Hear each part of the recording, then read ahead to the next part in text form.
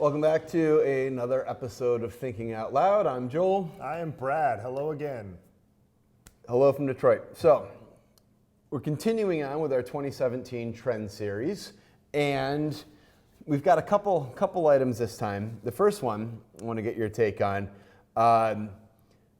is view counts, brands' use of view counts, in some cases their obsession with view counts on videos and podcasts. In podcasts it would be downloads.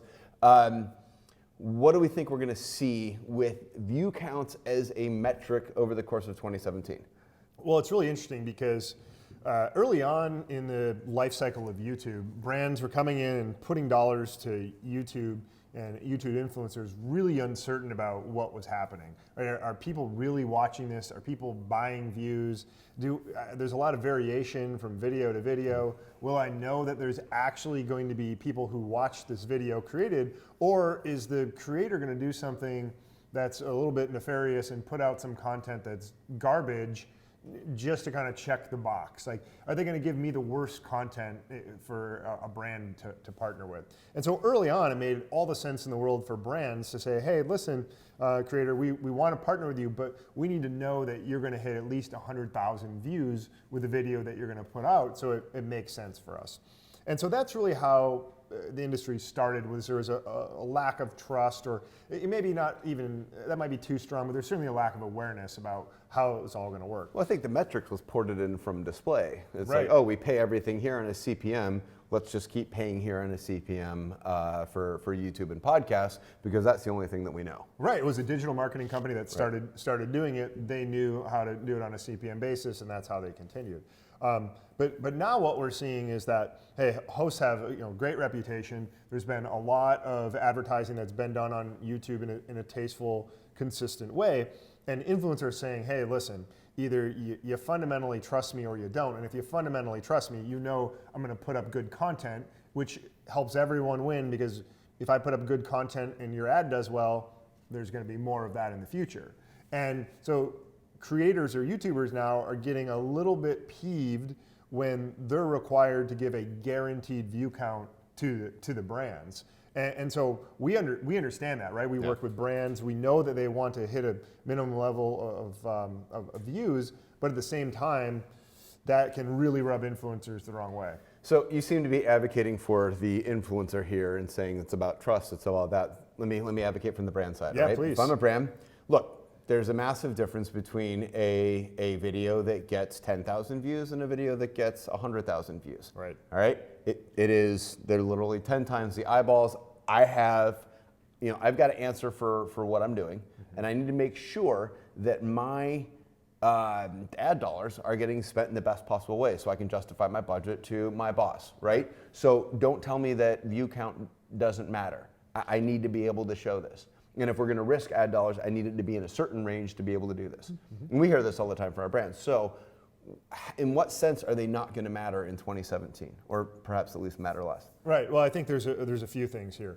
One is that brands are starting to recognize the need to take a portfolio approach. So if you're working with multiple influencers across multiple videos, it's regression to the mean. So eventually, YouTube hosts and creators, the number of eyeballs that watch any given video is going to go back to their average, which, by the way, continues to increase as more and more viewers go to the platform. Yep. So that's one thing, is that over time, when brands take a portfolio view, they will get their dollars worth, and they will be able to predict a CPM. The second thing I think that's really important for brands to realize is that the most valuable viewers of content is those viewers who have the closest, deepest connection to the host, and they're going to watch that video every time a new video comes out, right? So they're subscribed to the show, and they're going loyal. to watch that video on an ongoing basis. So no matter how many views you get, that core audience that's going to receive the message the loudest and the clear and be most likely to convert, they're still going to see that. So I think that's the second really big point. And the third is, from a brand perspective, you want to be tied with influencers over a long term, right? So a one night stand with influencers is something we'll talk about in the future, but is not something that often pans out very well. And if you're trying to really, really push the issue on a single video with an influencer, you're going to rub them the wrong way, and you're going to get a bad reputation in the industry as a brand that's not good to work with. Yep. That's true.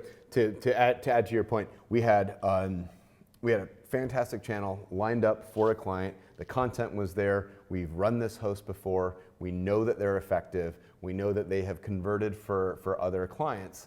And because what they were willing to guarantee, not their average view was fine, and as long as they hit anything close to their average, they were fine. But our client wanted us to guarantee that.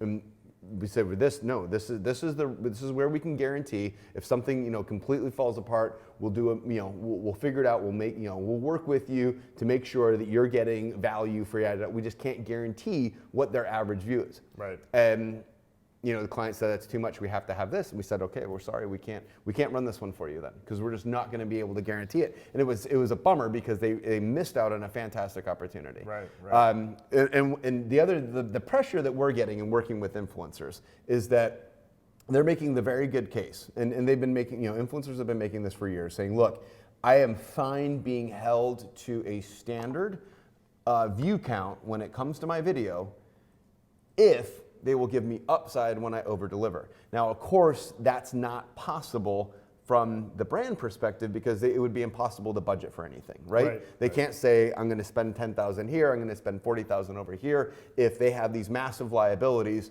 anytime they run a big show that has the possibility of going viral, they could only run one video that month because they don't know how it's all gonna shake out. So obviously on a practical level, it's impossible. But the point still remains on the part of the influencer. If they're going to be held for the downside, there should be some reward for the upside. That to me is the biggest reason.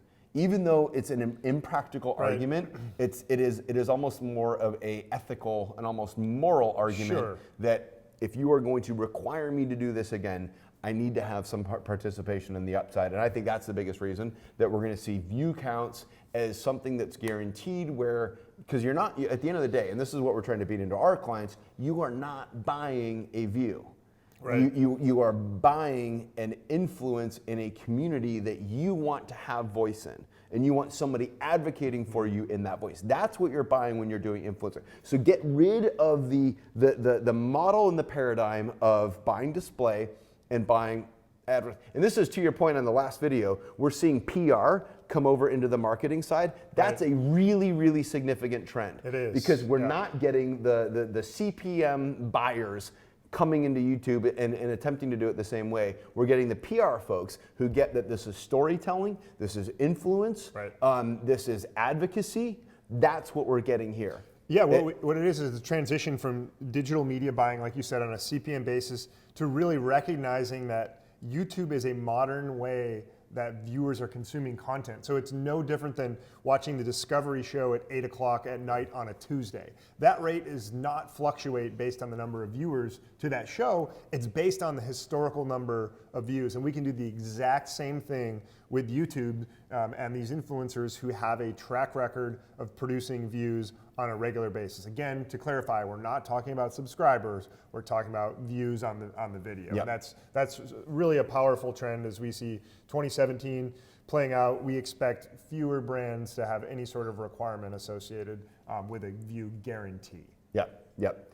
Which feeds into our next topic that we're going to handle really, really quickly, which is we think a trend in 2017. This is our prediction that it's going to be a trend. Yep. But we're also going to heavily advocate this on the part of and we have been for years. But we think we're finally at a place where the industry is such that brands are comfortable letting go a little bit and letting a much smaller influencer be their voice. Where it is, again, coming out of the mindset of having some kind of significant celebrity, digital or otherwise, be their spokesperson, recognizing that they're tapping into communities. And we think that a lot of smaller shows are going to get a lot more offers and be a lot more valued for the communities that they have created. That's one of the trends that we're looking at. What are your thoughts on that? Well, I'd be curious to understand then. So if you're saying that if I have 5 shows of 50,000 viewers on a rolling basis, that would be superior in a lot of ways to having one show with 250,000 views. Is that what you're saying? That we're going to see that more and more in 2017? I think so. And the reason that we haven't is very, very simple, is simply bandwidth and resources. To run 5 shows takes 5 times as much work as running 1 show. So that's why agencies or brands haven't done that up to this, or done less of it up to this point. Right. Now that we know that this space works, now that we know that influencer marketing delivers tremendous ROI, now companies are going to be dedicating the resources to it. And the wisdom of the portfolio approach is going to come into play here, where if something gets messed up, it's only going to mess up 1 out of my 5 influencers. If something gets messed up in the big one, and that's it, the spend's there, and now there's all the fallout from somebody screwing up there. So there's a portfolio aspect to it, but you've got 5 different distinct communities. Sure. This one influencer that's got 250,000, that might work, it might not, you don't know. But you know that if you work with 5, chances are several of those are going to work, and you're going to get, and now you've got 5 shows that you've established a relationship with when they're small, and those shows are going to grow. Right. And the number of small shows that we have found very, very early on, and we were the first advertisers that have then now grown into massive shows. Right. We get rates staggeringly below marketplace because we were first in. Absolutely. And we were early on. And Right. I cannot overstate the value of connecting with these small shows and building that loyalty, and again, building the relationship. Building a long-term relationship and having that work for years as advocates. Sorry. So are you saying then that there's a deeper connection between viewers of a show when it's smaller on average than viewers of a show when it's much larger? So on average, if you take show X that has 20,000 active viewers, will those viewers be more engaged than a show that has 2 million viewers on a regular basis? Yes, on average, yes, that is the case. There are obvious, very, very clear exceptions to that right now. But look, there are a couple different dynamics. One, somebody who is averaging 20 or 30,000 views, everyone knows that person's not making huge amounts of money, right? So when they say, hey, support brand X, by supporting brand X, you're supporting my channel. That's meaningful. That's meaningful because the viewers are like, yes, you're my girl. Let's help I them. love your show. I'm glad to be part of this small community. I want to support you. And yes, so like that I do think that matters more. I think, again, I saw a study once about users on Twitter.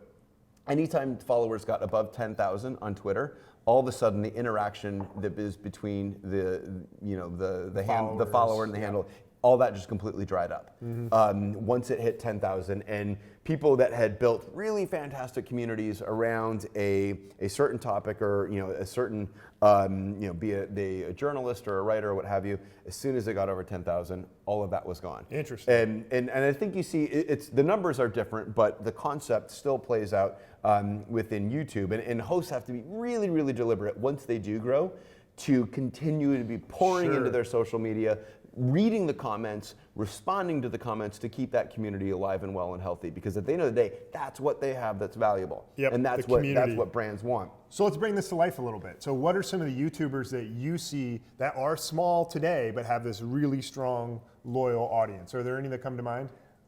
There are a couple that come to mind. So there is a British chap that we've worked with a couple of times who is this fantastic character. He is simultaneously a military historian and a ballroom dance instructor. That's a marriage you don't often see. And the one, the only, Lindy Beige. Lindy Beige we love. We're enormous fans of him. And he's been able to do these fascinating videos around very, very specific debates about what to call this British gun that was present in the British Expeditionary Forces in World War II. Yeah, the Moguls of India. Yeah, and like different armor. Different kinds of armor, and it's like this really very, very specific stuff that you're going to find. Your average Joe is not going to have opinions about whether you call it a Bren gun or something else. Again, this is, as a history major, even this stuff is very, very specific and detailed for me. But he's created this community out of it. He is amazingly effective. And he's done a really, really phenomenal job of staying connected to his audience. And he's one that I'm actually confident that as he grows, and we've seen considerable growth. We've seen considerable growth in the time that we've been working on with him, but he's going to stay connected to that audience. But yes, start small. And now we've got this fantastic relationship with him. It would be a very different conversation if we were approaching him in 6 months from now than when we did whenever it was last year. Yep. Another one that comes to mind, this is my new favorite YouTube channel. I am absolutely in love with this woman, Evelyn from the Internets. If you haven't seen it, go check out Evelyn from the Internets. It's absolutely brilliant. She's a student and comedian. She's down in Austin, Texas, and the channel is fantastic. It's brilliant, and we love it, and it works. And she's got this great following around her, and she's done some integrations for us, and like we couldn't be more pleased. We just love her. She's fantastic. Watch it. You'll become one of those followers. You'll become one of those followers, but it'll illustrate. We'll throw the links in below, but these are just two examples of channels that are small. They are built around very specific kinds of content, and they've developed amazing communities. And so our advice to you, marketing director, CMO, take the time, take the energy, take the effort that it's going to take to go small with your influencer strategy, because at the end of the day, at the end of the year, you're going to be incredibly impressed with your own results. Don't make the huge bets unless it is something that is tested and that is a show that you have grown with. Don't make those huge bets. Start small. You're going to support the community, and you're going to get far more brand lift, not to mention acquisitions and sales as a result of supporting these small channels. That's my take. Do you have anything else to add? I think that's very, very well said. So we'll wrap up. Go small. Yep, and be very careful of view counts. And 2017, we're going to move away from the view guarantee. Yep. Thanks for sticking with us. We appreciate it. Again, from Detroit, I'm Joel. I'm Brad. This is Thinking Out Loud. Have a good day.